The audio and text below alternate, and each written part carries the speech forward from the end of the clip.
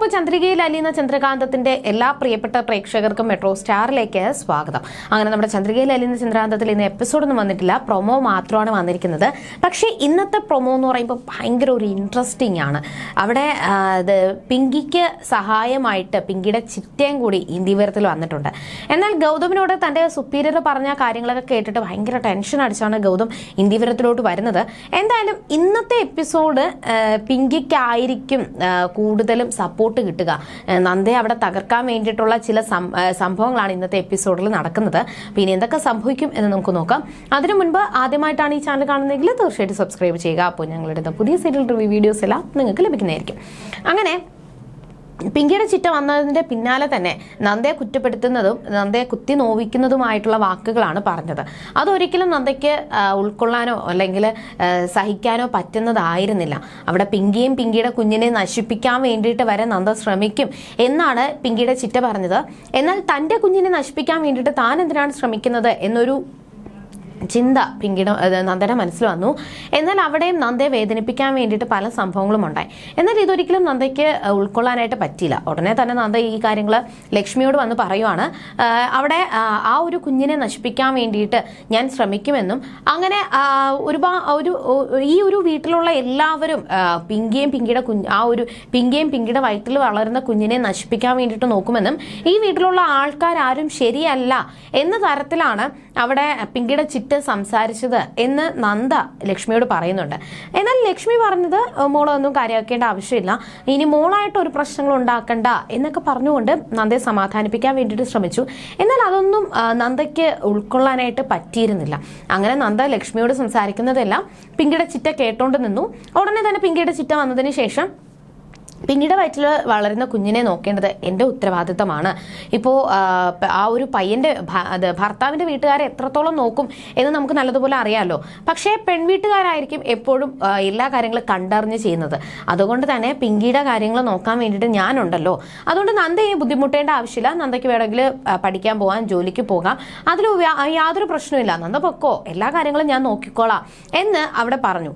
പക്ഷേ പിങ്കിയാണ് ഇപ്പോൾ ഗർഭിണി ആയിട്ട് ഉള്ളതെങ്കിൽ പോലും പിങ്കിയുടെ വയറ്റിൽ വളരുന്ന കുഞ്ഞ് എന്റേതാണ്. എന്റെയും ഗൗതം സാറിന്റെയും കുഞ്ഞാണ് പിങ്കിയുടെ വയറ്റിൽ വളരുന്നത്. ആ കുഞ്ഞിനെ നോക്കുകയും ആ കുഞ്ഞിനെ വളർത്തി വലുതാക്കുന്നത് എല്ലാം എൻ്റെ ഉത്തരവാദിത്തമാണ്. അപ്പൊ ആ കുഞ്ഞിനെ പ്രസവിക്കുന്നത് വരെ പിങ്കിയുടെ കാര്യങ്ങളെല്ലാം നോക്കുക എന്നുള്ളത് എൻ്റെ ഉത്തരവാദിത്തമാണ്.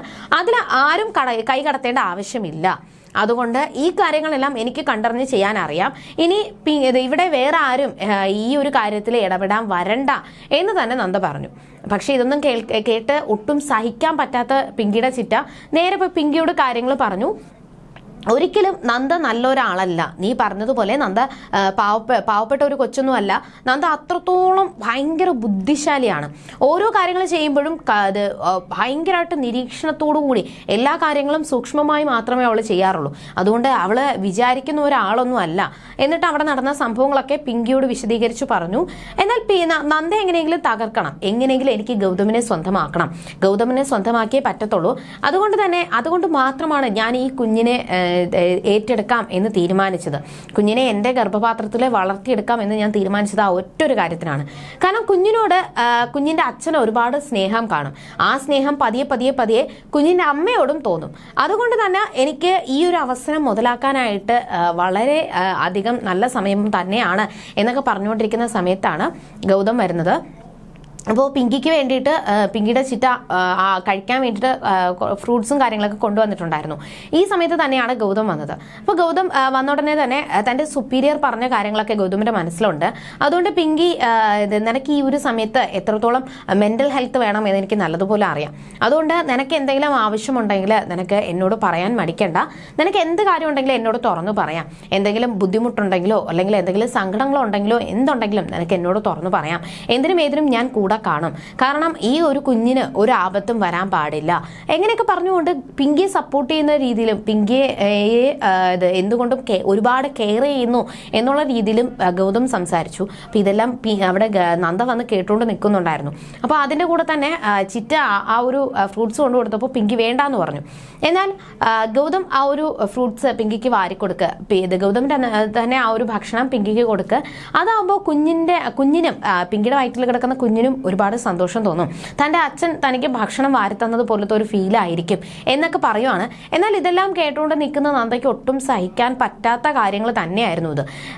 ഇപ്പോൾ പിങ്കിയും പിങ്കിയുടെ ചിറ്റയും നോക്കുന്നതെന്ന് പറയും. ഇപ്പോൾ ഗൗതം എന്ന് പറയുമ്പോൾ ഗൗതമിൻ്റെ പിങ്കിയെ അല്ല ഗൗതം നോക്കുന്നത്, പിങ്കിയുടെ വയറ്റിലുള്ള തൻ്റെയും നന്ദയുടെയും കുഞ്ഞിനെയാണ് ഗൗതം നോക്കുന്നത്. ആ കുഞ്ഞിന് ഒരു ആപത്തും വരാൻ പാടില്ല എന്നുള്ള ഒറ്റ ചിന്ത മാത്രമാണ് ഗൗതമിനുള്ളത്. പക്ഷെ പിങ്കിക്കെന്ന് പറയുമ്പോൾ ഈ കുഞ്ഞു വഴി ഗൗതമിനെ തന്നിലോട്ട് ഇത് അടുപ്പിക്കാൻ വേണ്ടിയിട്ടാണ് പിങ്കി ശ്രമിക്കുന്നത്. പിന്നെ ഇതിന്റെ മുന്നോടിയായിട്ട് എന്തൊക്കെ പൊട്ടിത്തെറികൾ ഇതേവരത്തിൽ നടക്കും ഇനി, അഥവാ ഇപ്പോൾ പിങ്കി ഗൗതമിനെ സ്വന്തമാക്കാൻ വേണ്ടിയിട്ട് നടത്തുന്ന ശ്രമങ്ങളെല്ലാം തന്നെ പാടെ നന്ദ തന്നെ പൊളിച്ചടുക്കാറാണ് പതിവ്, പൊളിച്ചടുക്കി കൊടുക്കാറാണ് പതിവ്. അപ്പോൾ ഈ ഒരു ശ്രമവും പരാജയപ്പെടുത്തുമോ, അതോ നന്ദ ഇതിൻ്റെ ഇടയിൽ ഇടപെട്ട് പിങ്കിക്ക് നല്ല തക്ക മറുപടി കൊടുക്കുമോ, തിരിച്ചടി കൊടുക്കുമോ എന്നൊക്കെ നമുക്ക് വരുന്ന ആളുകളിൽ കണ്ടറിയാം. അതുവരേക്കും ടാറ്റാ ബൈ.